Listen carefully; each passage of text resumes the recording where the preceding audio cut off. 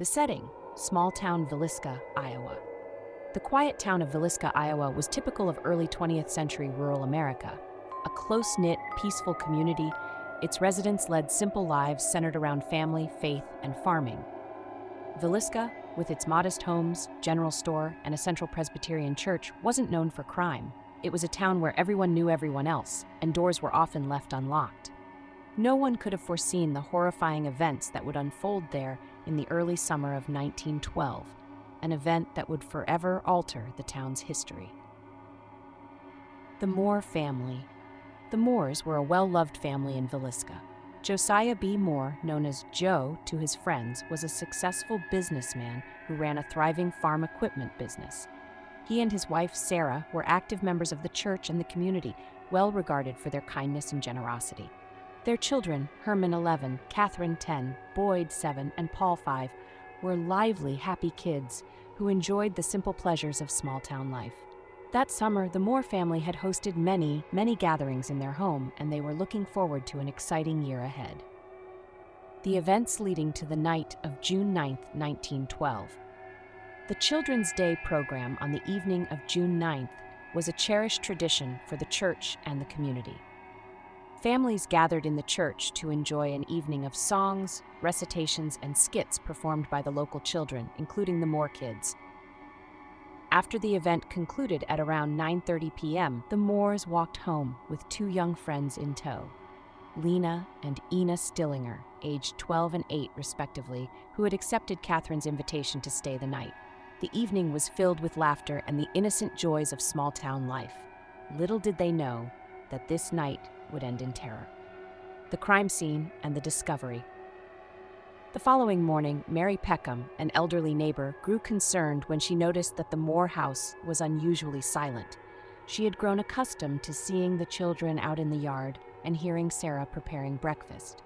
Unable to shake her unease, Mary approached the house, knocked, and received no response. Growing more worried, she called Josiah's brother, Ross Moore, who arrived quickly with a spare key. As Ross opened the door and stepped inside, he was met with a scene of unimaginable horror. In the downstairs guest bedroom lay the Stillinger girls, Lena and Ina, brutally bludgeoned to death. The realization hit him hard, and with growing dread, Ross proceeded upstairs. There, he found his brother, Josiah, and his family all slaughtered in their beds. Blood coated the walls and ceilings, a horrifying testament to the violence that had taken place. Ross staggered out of the house, shouting for help, and soon Sheriff Hank Horton arrived with his deputies. Details of the crime scene. As investigators examined the house, they were struck by the methodical brutality of the attack. Each family member had been murdered while they slept, struck repeatedly with the blunt end of an axe. Josiah was hit so many times that he was nearly unrecognizable, and his wife Sarah had been subjected to the same savage treatment. Investigators found eerie details. Each mirror and window in the home had been covered with cloth, and a lamp was left burning low, casting a strange, dim light over the scene. In the kitchen, they found a bowl filled with bloody water, leading them to believe that the killer had washed up before leaving. There was also a plate of uneaten food, suggesting that the killer had taken the time to prepare a meal after the murders, lingering in the house, as if indifferent to the horror he had caused. Early investigations and community reaction. The crime shocked Villisca to its core. Sheriff Horton quickly assembled a team to gather evidence and question locals. In a town where violent crime was nearly unheard of, such a heinous act seemed incomprehensible. Rumors spread like wildfire, and people became suspicious of their neighbors, wondering if the killer could be someone among. Fear swept through the community, and families began locking their doors and keeping close watch on their children. Meanwhile, the authorities struggled to contain the crime scene as curious townsfolk entered the house, inadvertently disturbing evidence. Initial suspects: Frank F. Jones and the rivalry theory. One of the first people under suspicion was Frank F. Jones, a prominent local businessman who had once employed Josiah Moore. The two men had reportedly parted on bad terms. Josiah, after leaving Jones's business, started his own company and took several key clients with him, which was seen as a personal betrayal.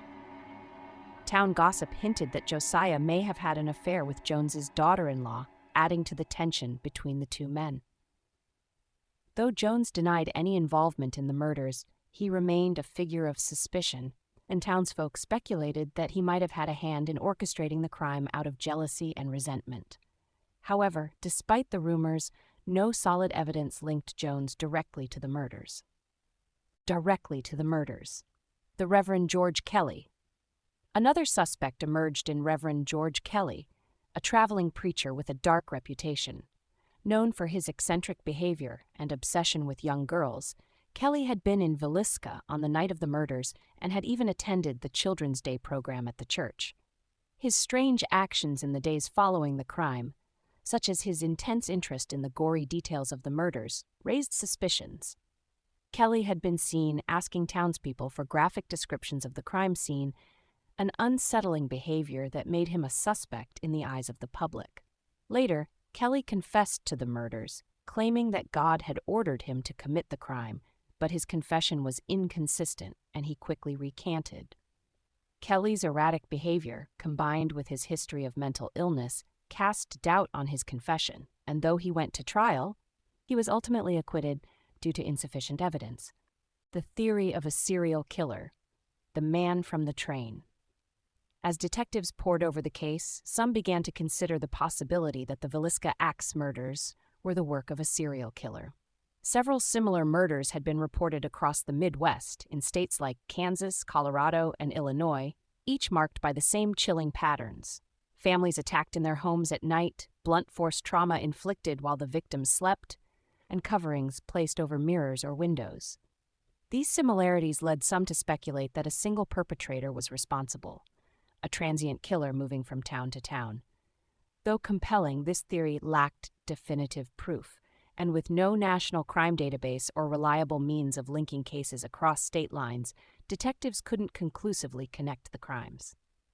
As the investigation continued, detectives followed countless leads, each bringing new hope, but ultimately leading to dead ends. Various drifters and ex-convicts passing through Villisca were detained, interrogated, and investigated, but none matched the evidence at the crime scene. Local superstitions and whispers of supernatural forces even crept into the case, with some townspeople insisting that the murders were the work of the devil himself. Psychics and mediums were consulted, but their contributions only fueled the rumors without providing any real answers. The Villisca Axe Murders left a scar on the town of Villisca that would never fully heal. The once peaceful community became a place of fear and suspicion. For years, people in Villisca spoke of the Moore family in hushed tones, and the Moore house stood vacant, avoided by all. Over time, the house became notorious, attracting ghost hunters and thrill seekers drawn by tales of eerie sightings and unexplainable occurrences.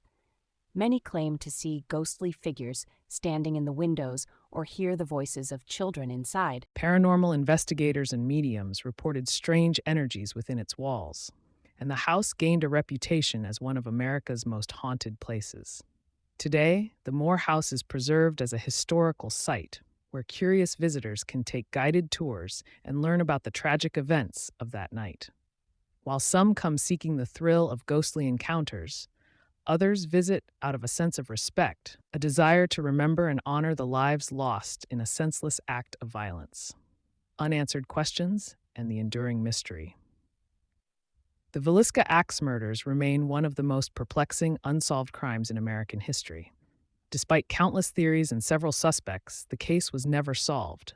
Investigators in later years have re-examined the case, employing new forensic methods, but the lack of preserved evidence and the contamination of the crime scene have hindered efforts to find a definitive answer. Theories still abound. Some are convinced that a close acquaintance of the Moores, harboring a personal vendetta, was responsible. Others believe the murders were part of a larger pattern, the work of an unidentified serial killer who roamed the Midwest. The story of the Villisca Axe Murders endures, captivating true crime enthusiasts and researchers who continue to search for answers. Josiah, Sarah, Herman, Catherine, Boyd, Paul, Lena, and Inna were innocent lives lost to an act of unimaginable brutality, their names forever etched into the annals of American crime history.